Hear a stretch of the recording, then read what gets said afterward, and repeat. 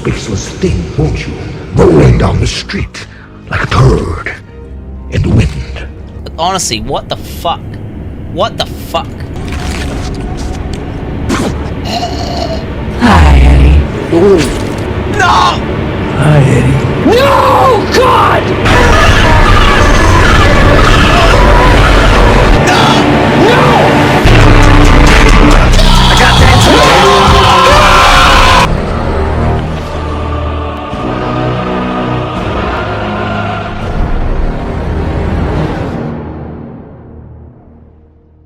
Venom might have been the worst movie of 2018. Okay, second worst. Okay, third worst. Well, either way, this movie left a terrible taste in my mouth, especially after playing such an amazing game, Spider-Man PS4. It fails as a movie and completely misrepresents the comic it's based on. All this movie is Sony desperately trying to keep the Spider-Man license and saying, "Fuck it, let's make a Venom movie," but not exactly putting the time and effort into making a good Venom movie or exploring what makes Venom an awesome character. This is going to be a fun review because you're going to get 2 reviews for the price of 1. From a moviegoer's point of view, mine, and a comic book reader's point of view. But before I talk about how Venom fails as a movie, I'm going to give you a little history. Before I was introduced to Venom, I of course was introduced to Spider-Man. He's pretty much the reason why I'm into comic book movies today. Since the original animated series was my introduction to Spider-Man, I was excited as all hell to see him in a live-action movie. And here's what I thought of all the Spider-Man movies so far.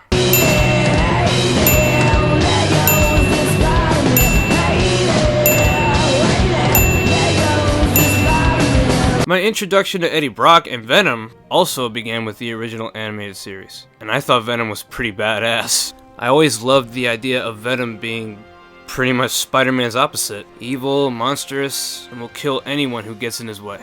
I also got exposed to the video game Ultimate Spider-Man, which also revolves around the rivalry between Venom and Spider-Man. It's a pretty cool game. If you haven't played it yet, what the fuck are you doing with your life? Then I saw Spider-Man 3, which was Venom's first appearance on the big screen. And looking back on it, it was very underwhelming. Venom was barely in it. All we saw was Eddie Brock's face. This annoyed me.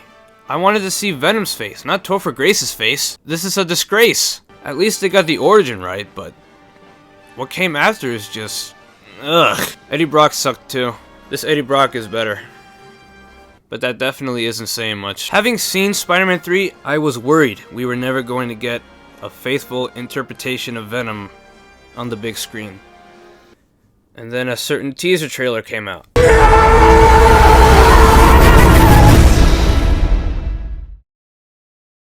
That's it? Saw the second trailer and I honestly went nuts. Venom looks so fucking cool. And the dark tone presented in this trailer made me a bit excited to see Venom. Some of the effects didn't look good, but hey, they have time to render it before its release. But after the third trailer... like a turd in the wind. More like third trailer. Am I right? Okay, so yeah. My expectations were brought down quite a bit. This is Sony we're talking about. The company that fucked up Spider-Man 3 and released these travesties, which went nowhere. Spider-Man Homecoming was a good movie because Marvel Studios had a bigger hand in it. And they got pretty lucky with Into the Spider-Verse because they chose the right people. Then my expectations were brought even lower when it was announced that this movie was rated PG-13? Why is a solo Venom movie PG-13? It's not like this movie is in the MCU. Oh, you motherfucker. And they were brought down even lower when I found out who made this movie in. Holy shit. The director of Zombieland? No wonder this was a comedy. Avi Arad, the producer who helped make these, but then helped make these. Producer, Amy, I want to merge our universe with the MCU to make money. Pascal, glad that's not happening. And the writers of Jumanji 2, The Amazing Spider-Man 2, and 50 Shades of Grey? Oh, for fuck's sake! So I saw the movie, and yeah, let's talk about this piece of shit. Let's talk about the pros, at least. Venom looks fucking amazing, and the voice for Venom sounded perfect. Cooperate, and you might just survive. And this scene...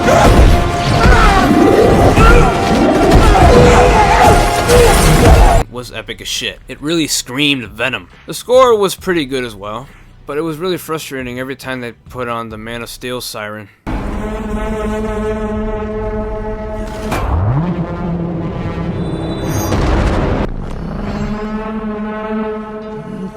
Why? Why is that in there? Also, the Stan Lee cameo. Don't give up on her. Either of you. We won't. And that's it. Now let's talk about the cons. And there are a lot. Oh, that's bullshit! The tone really frustrated me. It could have been a really dark movie, but then it decided to pull a Spider-Man 3 and fuck it up. What I mean by that is that they took a dark storyline from the comics and just turned it into a joke. To be honest, I felt this movie started out promising with a dark tone, especially when this ominous music starts playing during the opening logos. And I'm thinking, okay, this might be a decent dark and gritty Venom movie. But right after Venom attaches himself to Eddie, it completely shifts gears and turns into a buddy comedy. And not even a good one. Outstanding! Now, let's bite all the heads off and pile them up in the corner. Why would we do that? Should have seen this shit coming after seeing the trailer where we hear the turd in the wind joke. Like a turd in the wind. For me, the only good part of their interaction was this scene where Venom introduces himself. What the hell are you?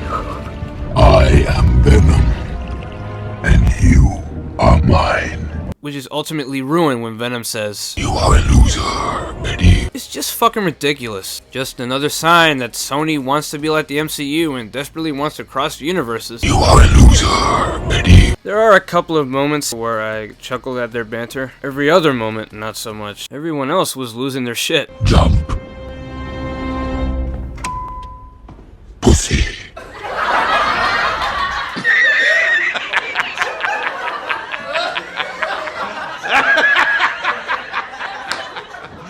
On my planet, I am kind of a loser, like you.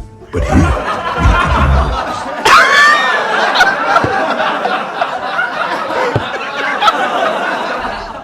In the back. I like her. Get in.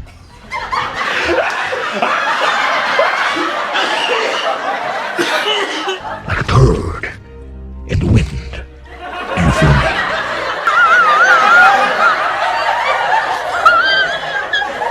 Parasite? Yeah, it's a term of endearment, that's all.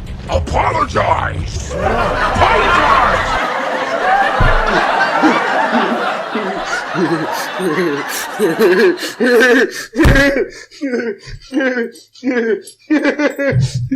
The plot of this movie is unoriginal as hell. I know that original stories are rare these days, but this was insultingly unoriginal. This movie had the perfect opportunity to utilize several storylines from the comic books, and what does it do? It steals elements and plot lines from other movies and combines them to make this clusterfuck Sony calls a movie. One notable one would be Upgrade, which is basically a better version of Venom. A better version that came out first, by the way. Venom is heavily similar to Upgrade, but if I compare the two, I'm gonna take up the entire video, so that'll come in the future. It's just baffling that the writers ignored so many Venom storylines just to write whatever the fuck this movie was. I mean, the plot of this movie is so bad. A lot of things in this movie make no damn sense. Like this one subplot with Riot. So in the beginning of the movie, we see a rocket returning to Earth from space containing the symbiotes. Then upon re-entry, the rocket crashes on Earth, somewhere in Malaysia. The crew from the Life Foundation manages to retrieve 3 of the samples, but one of them, Riot, escapes and corrupts a lowly medic that transfers himself to other hosts to get himself to his destination. The Life Foundation in San Francisco, which is where he would have ended up in the first place. Another thing, one of the doctors who works at the Life Foundation, Doris Girth, who for a brief while I thought her name was Doris Girth until I saw her card, sees that what Carlton Drake is doing is wrong and goes to Eddie Brock for help since he was right all along.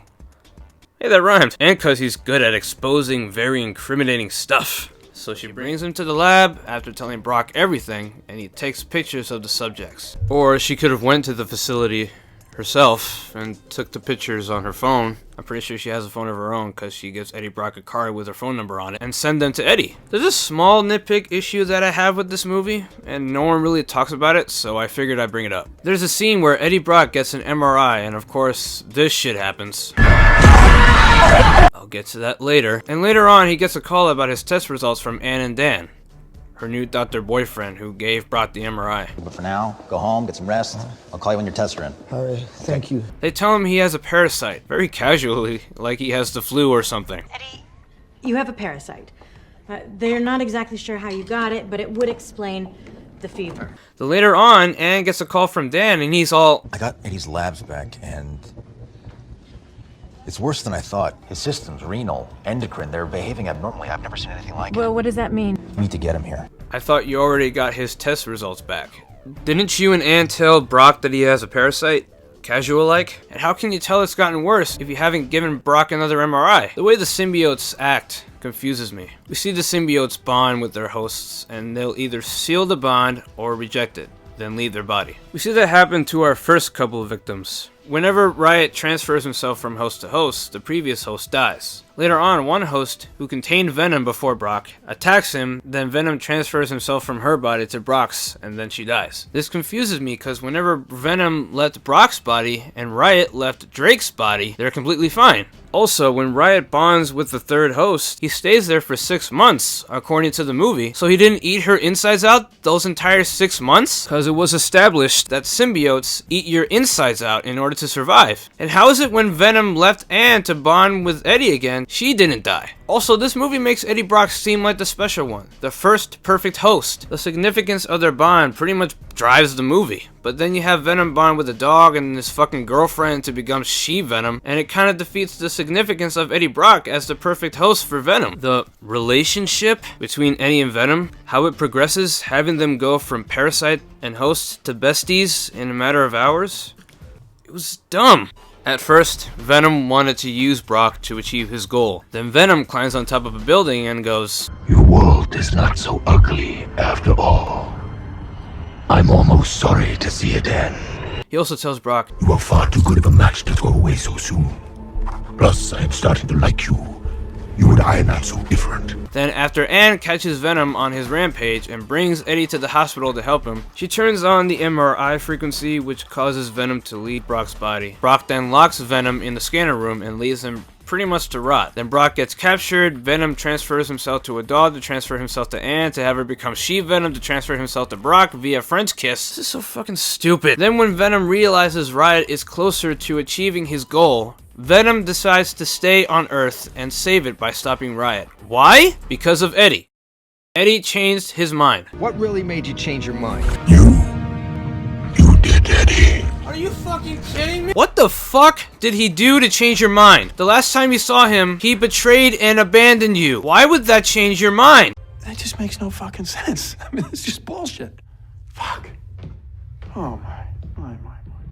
I'm not a big fan of the fact that Spider-Man isn't involved in this story. Spider-Man's absence in this movie really gets distracting when you have Venom warn Eddie that there are bad guys at his door. Do not open that door. Which doesn't make any sense, because only Spider-Man can sense danger, and Venom never bonded with Spider-Man.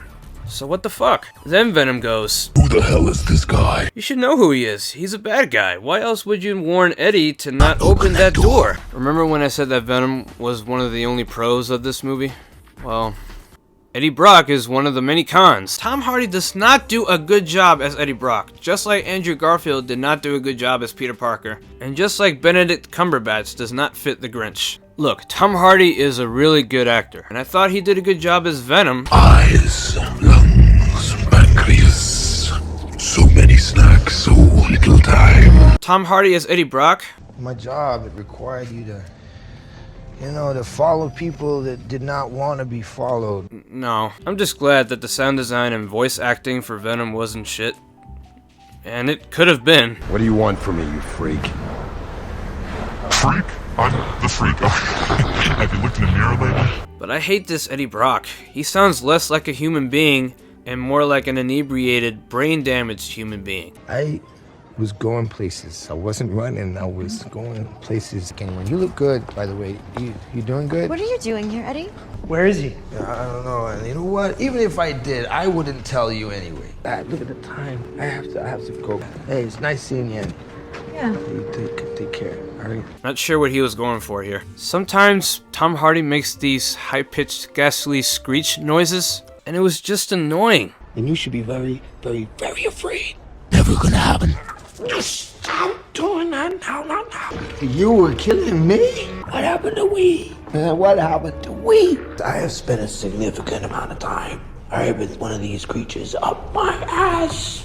There's something way bigger afoot in this world than you and me. And he's a complete idiot in this movie. In the beginning of the movie, we find out that Eddie works for a news company where he has his own show.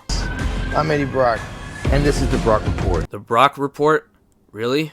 That's not very creative. Why not the Brock talk? Anyway, Eddie's boss wants him to do a report on Elon Musk over here and interview him about his rockets, but Eddie wants to show Carlton Drake's true colors. So the night before the interview, Eddie goes on Anne's computer and, conveniently enough, stumbles upon an email sent to her containing the files with wrongful accusations against Drake. He's like, oh shit. I'm gonna put some dirt in your eye. So like an idiot, he brings up the accusations and legal cases during their interview, and of course, gets fired for it. You know, for a smart guy, you really are a dumbass. And since Anne works for the firm that works for Drake, and the evidence came from her emailed files, she got fired as well. And to be honest, he deserved what he got. He fucked up. If I were in Eddie's shoes, I wouldn't risk my relationship and my job for that. Stupid. Let's talk about the bad guy. Carlton Drake is a very cliche and bland villain. Riz Ahmed really tried his hardest to make it work, but it didn't. Treese, listen to me. After this, we can't risk killing Brock. Not until we find another suitable host. I don't want to see you again, unless you have... Even when he gets taken over by Riot, he still sucks. He's so bad at interrogating people that he needs Riot to go, "Where is he?" And Riot sucks too. He travels from space and goes halfway around the world just to blow up.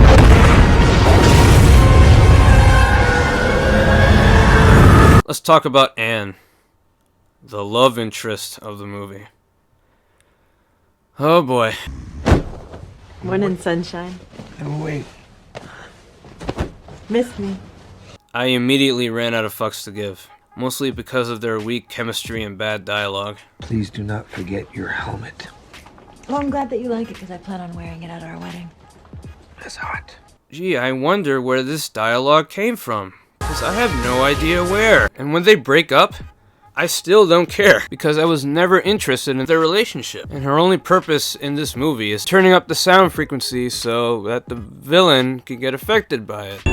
Told you I can fight ugly. Yay. The only character I remotely like is Miss Chen. You look like shit. Excuse me? You look like shit. Not a fan of the soundtrack either, as in the song choices. I be the realest one alive. You don't want no problems. They don't fit this movie. Not that I have a problem with hip-hop and rap music, but I don't think rap music when I see Venom.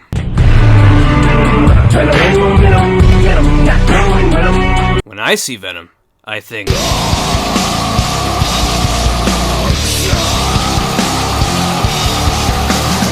The effects aren't good.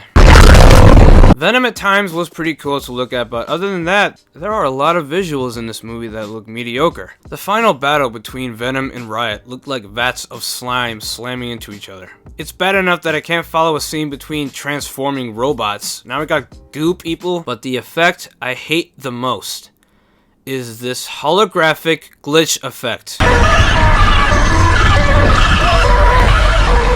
In this movie, certain noises affect the symbiote. It would spaz out, and after a certain amount of time, the creature would leave the host. And this is what it looks like.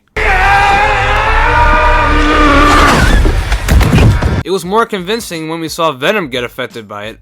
As Venom, his body would react in a similar way it did in Spider-Man 3. It doesn't feel like an organic creature when this visual is in play. And it looks like shit. This movie's too short. Venom had reshoots, as well as 40 minutes of footage taken out. Footage that Tom Hardy said he held really dear to him. This movie is a little over an hour and a half. About an hour into the movie, Venom shows his slimy face. 1 fucking hour?! Yep, and no, that hallucinated Venom reflection does not count. That was just stupid. I'm sorry. I'm sure the deleted footage would have fixed a lot of issues this movie had, plot-wise and pacing-wise. Then again, Batman vs. Superman was shit. and the Ultimate Edition didn't save anything, so I guess we'll never know for sure. And I believe making this movie R-rated would have worked in his favor a bit more, because you see Venom biting heads off and there's no gore. You see Riot turning his hands into axes, prototype style, and slicing heads off, but it doesn't look as violent as the kill implied, because you don't see the heads getting severed. This is lame. The end credits scene was abysmal. It was completely predictable and cliche. Brock drives up to San Quentin Prison to interview Woody Harrelson as Cletus Cassidy, who apparently is trying out his Halloween costume, Beverly, from the movie It. But really? They couldn't have given him a better wig? And it had to be so on the nose with who he is that he literally goes, "There's gonna be carnage." I really don't think Woody Harrelson is a good fit for Cletus Cassidy. He doesn't scream insane or homicidal. Cletus Cassidy shouldn't be just creepy, he should be fucking insane. They should have cast the guy who played Rorschach in Watchmen.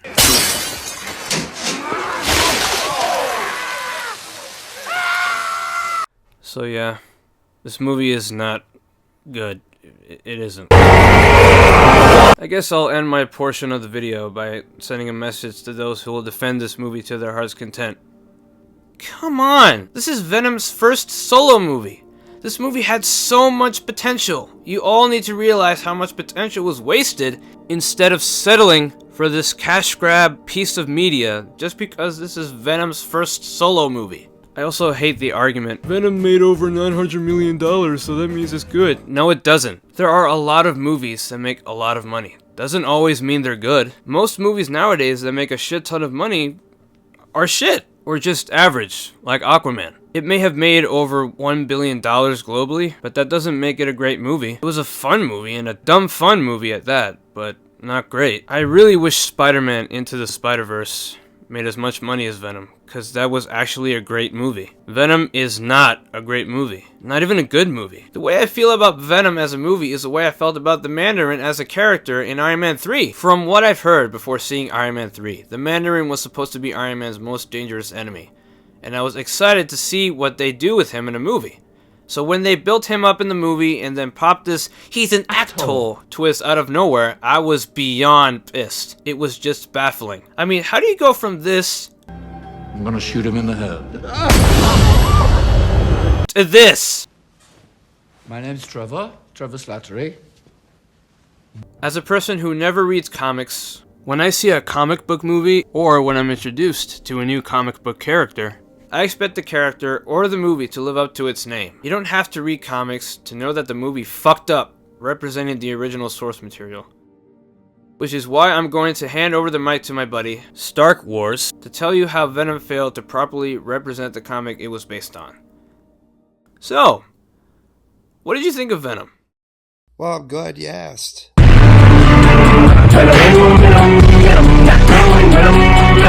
Here's my thing. I am a huge fan of Venom. Huge fan of Venom comic book wise. I've been a fan ever since I was a kid, and I got my hands on the Venom Lethal Protector series. And when I had heard that this movie was going to be based around the Lethal Protector storyline and the Planet of the Symbiote storyline, I was so happy. I was so excited. I waited and I saw the first trailer and I was a little taken aback because nothing really struck me as Venom Lethal Protector or Planet of the Symbiotes. Nothing really jumped out to me in that case. So I gave it a chance and saw Venom.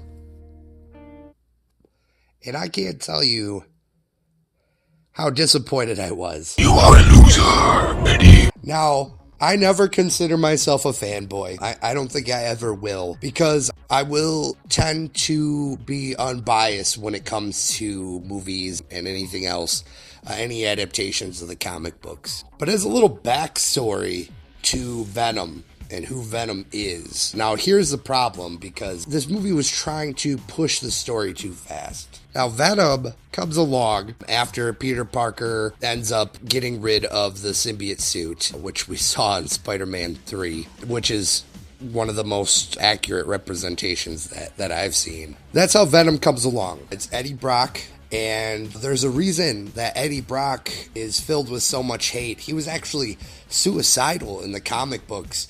And that's the reason that he was going to the church, because he had worked for a newspaper company called the Daily Globe. He was a journalist. And he was working on a story at the time on a serial killer called the Sin Eater. And he had gotten a confession from a person who claimed to be the Sin Eater. And this was one of the biggest stories that had come along for him in a while. And he was going to wait to put it out. But the police were on his ass. They were like, hey, you know, who is the Sin Eater? We need to know.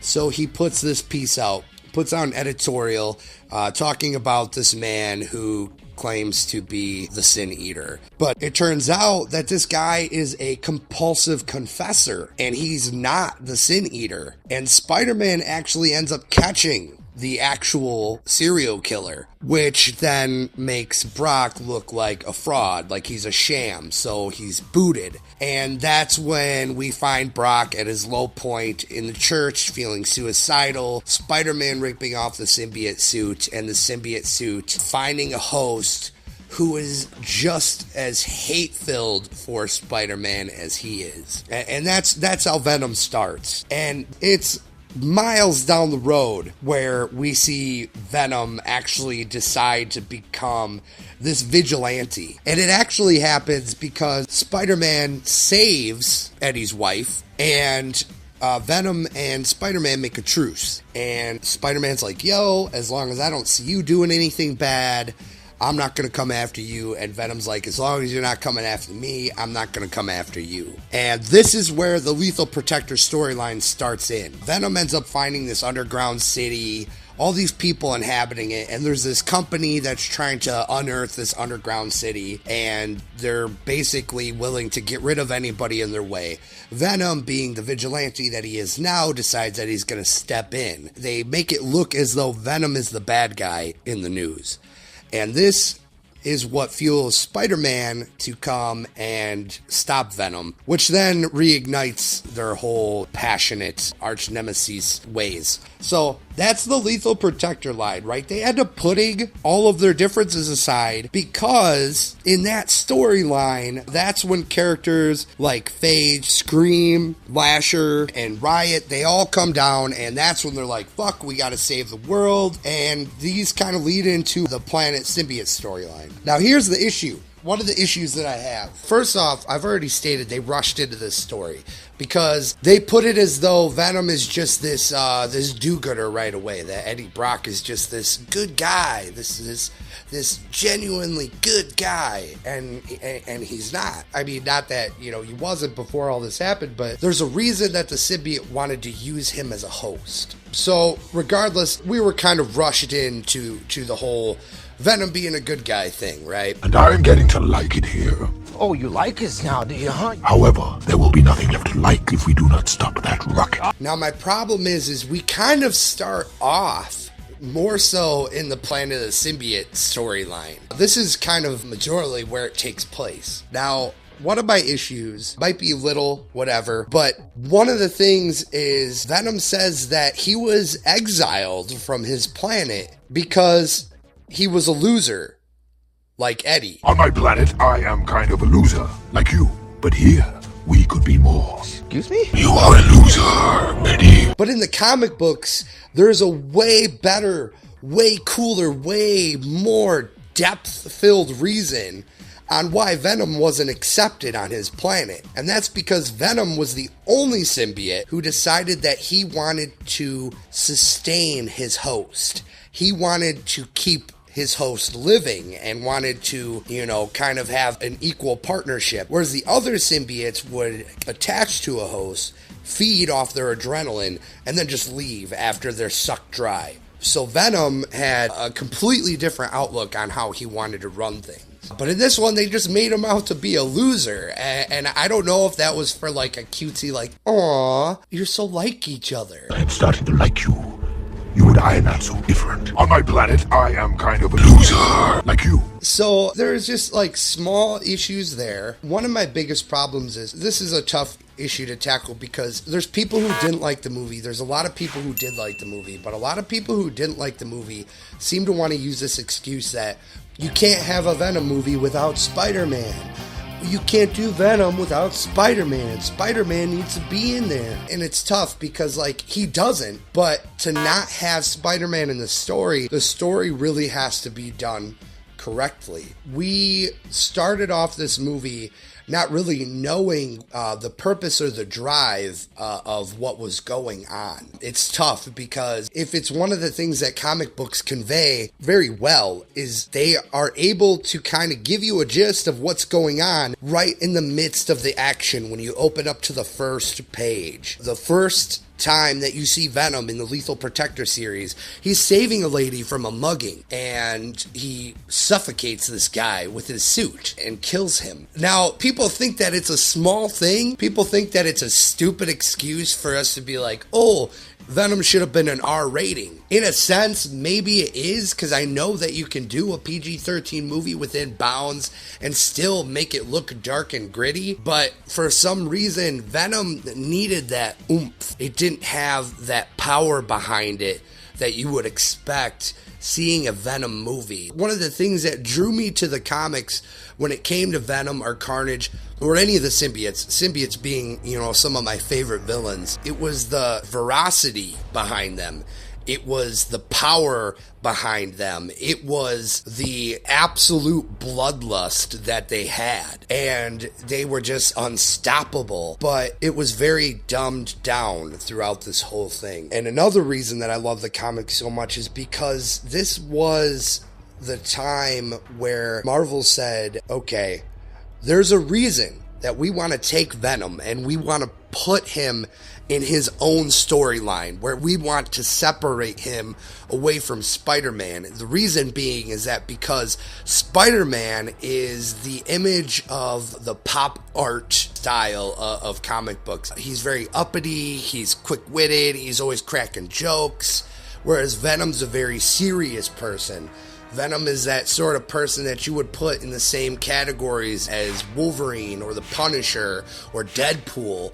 And all these people that I just labeled off have all had their R movies, but for some reason they decided to put Venom in his standalone movie as a PG-13 movie. It bothered me. But the reason that they put Venom aside is so they could do that dark, gritty, depressing storyline.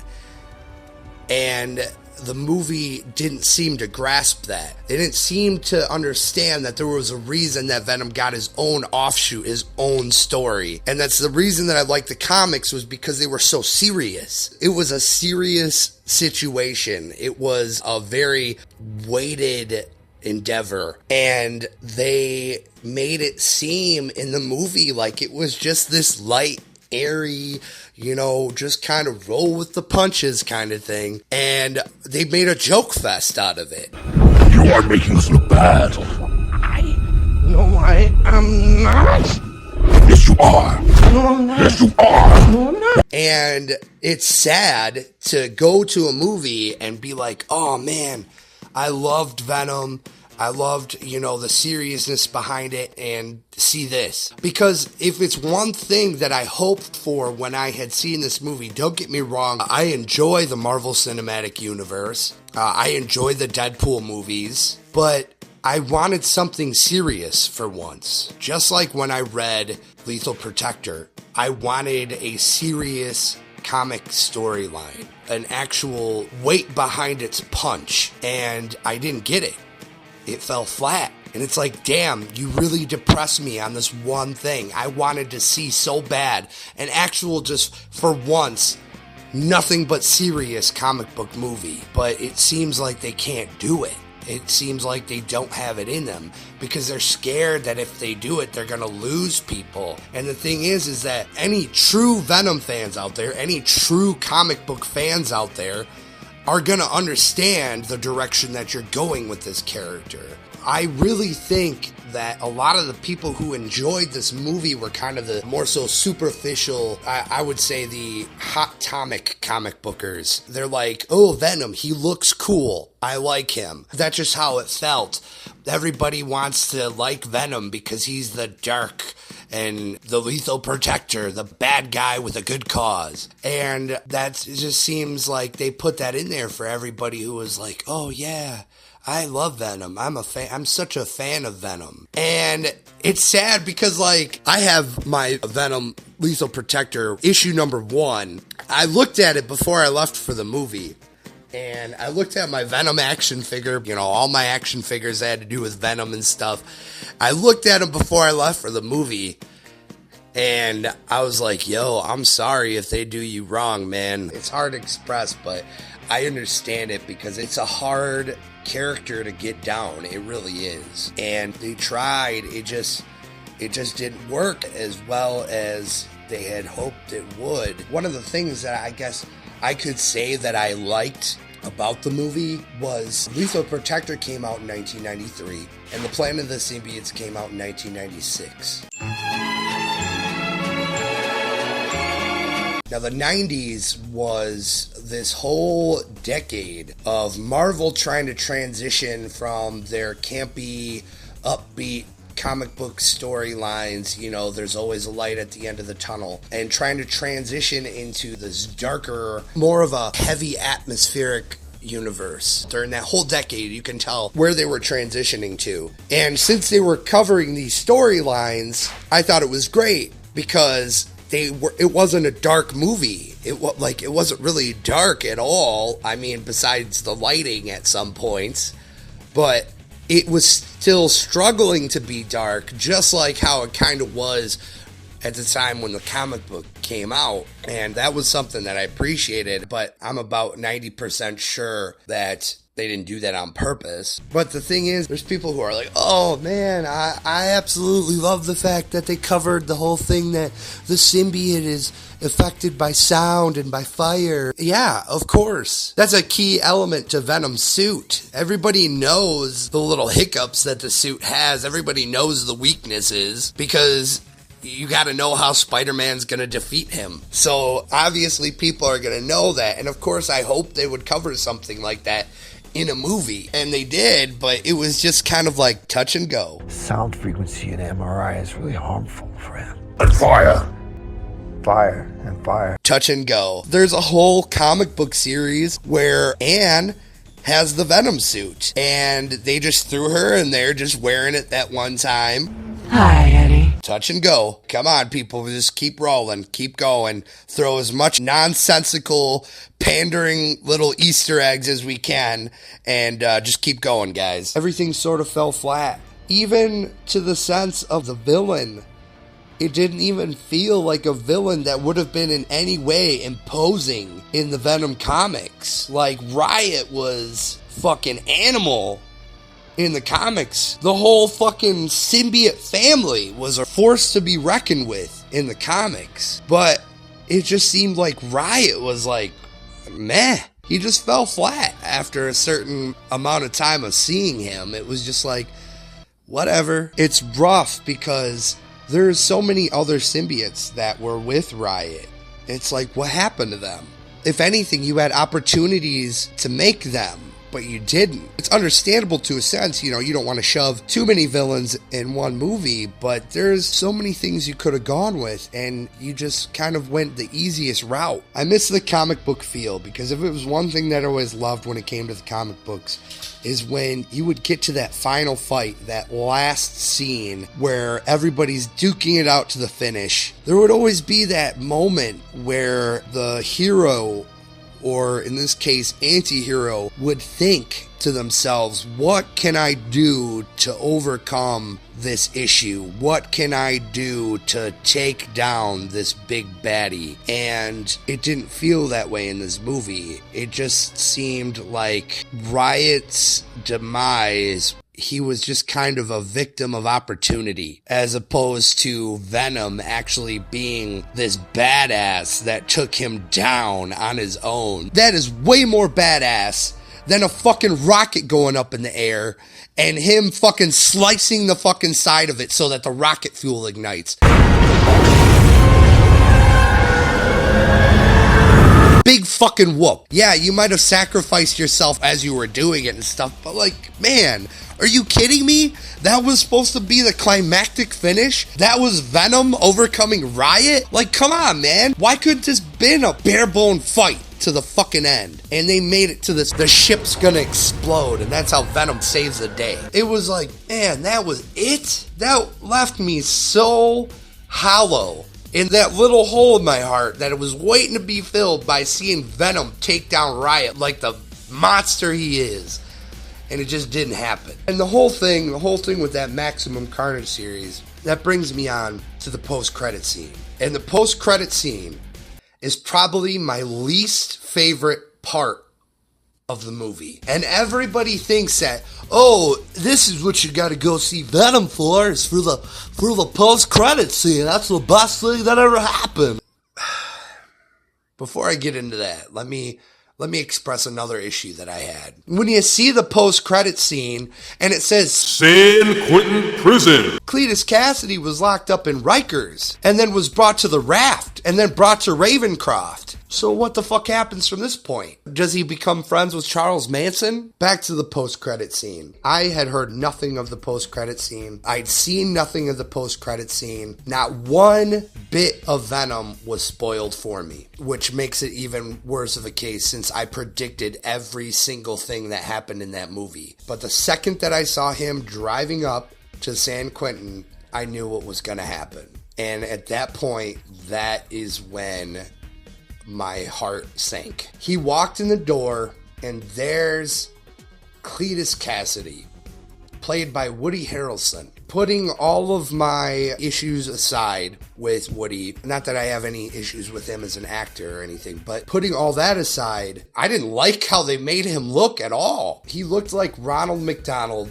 got caught naked in a bush. They threw him in jail and wiped off all his makeup and took his nose off. And it was sad. I was like, dude, what is this? They tried to make it so edgy with him writing his blood. And again, we're supposed to be, as comic book readers, we're supposed to be like, oh, it's just like at the murder scenes in the comic books when he wrote Carnage. We're just pandering out the gate. And he starts talking. Hi, Eddie. Hey, you mind if we forego the whole creepy serial killer thing here? Sure, it's good with me. I was like, man, dude, okay, I guess I can get the feel of this specific version of Cassidy. I can kind of get what's going on here. And here's one thing that really irked me is because in the comic books, when Cletus is moved around, when he's not sitting in his cell, in his like triple security cell, he's in a straitjacket on a fucking dolly, basically like Hannibal Lecter. And they just got him just chilling in a cell like he's nobody, like he's not the most intimidating, most imposing motherfucker in the comic book world.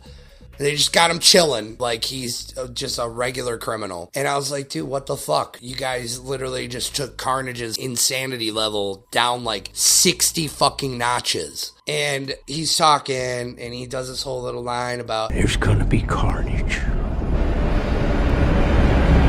It's gonna be carnage. It just elicited the biggest groan out of me that I ever thought of giving. It was pain to watch because the Cletus Cassidy that I'm used to seeing is somebody who makes almost no fucking sense when you're talking to him. The first time you see him in the Maximum Carnage series, they're fucking wheeling him out in his straitjacket, and these guards are having a discussion with him, talking to him about going to get his blood drawn. And as they're talking to him, he's just fucking singing, here comes the bride, all dressed in white, wished it was red, then you'd all be dead.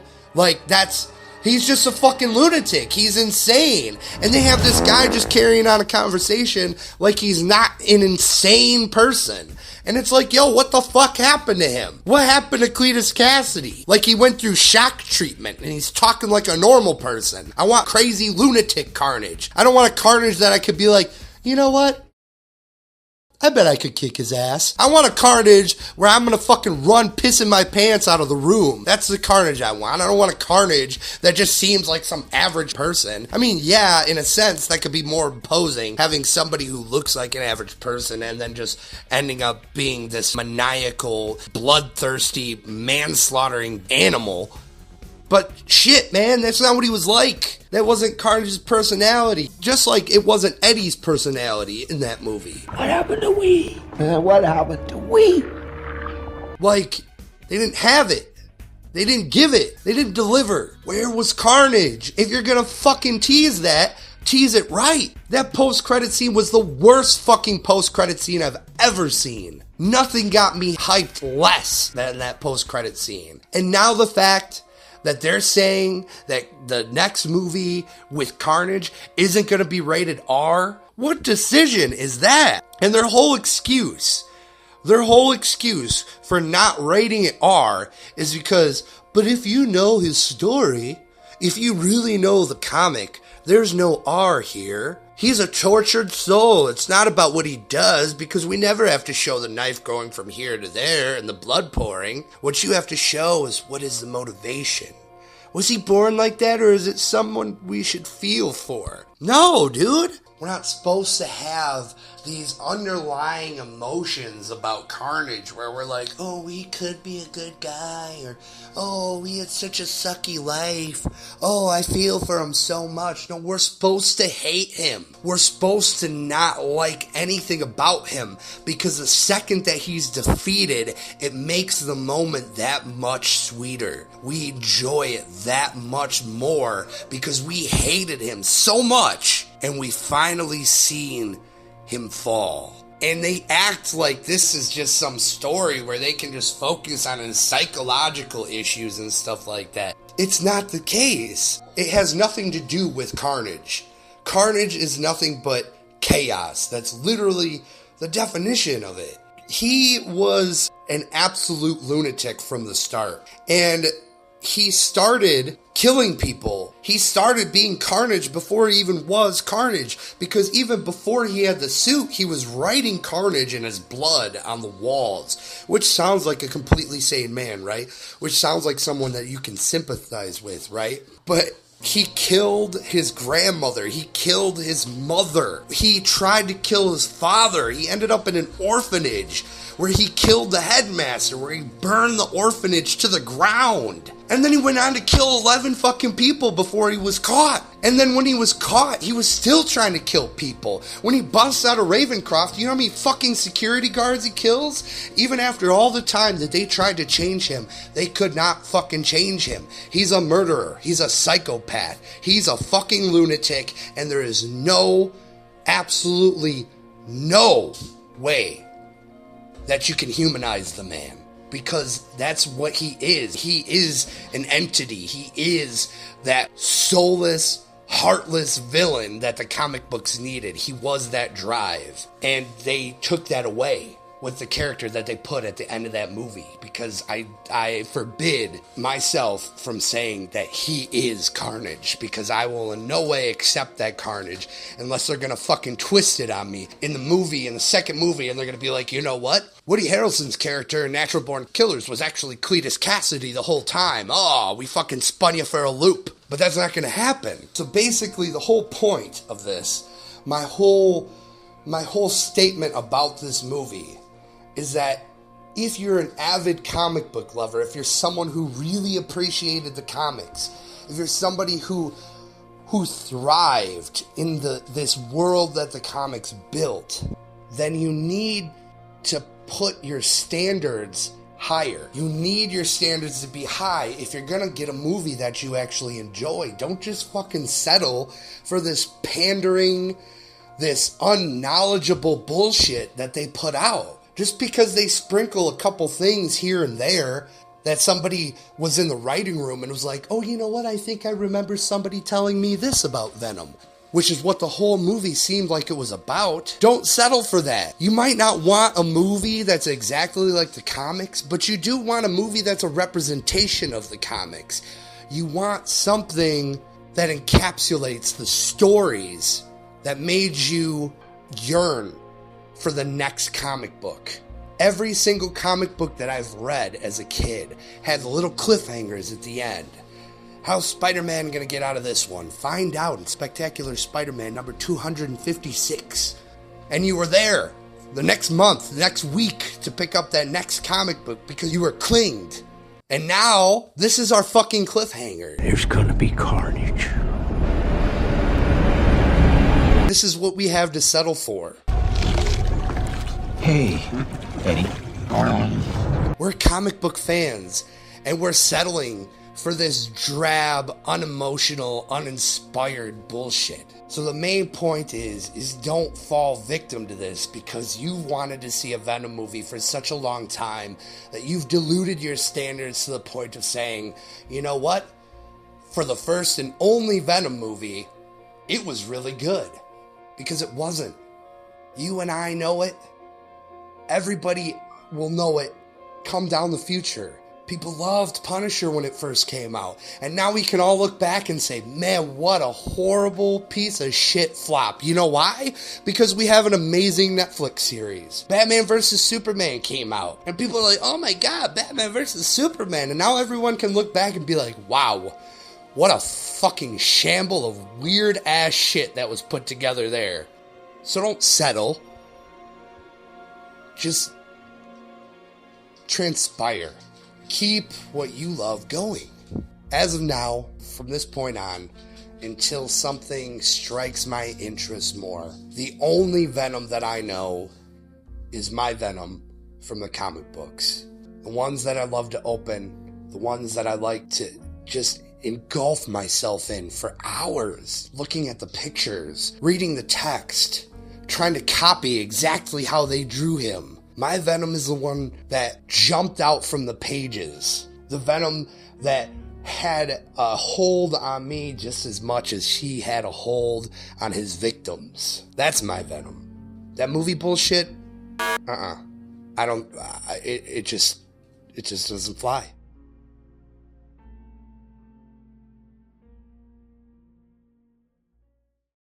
You're sick. Eddie, you're really sick. No, I am scared.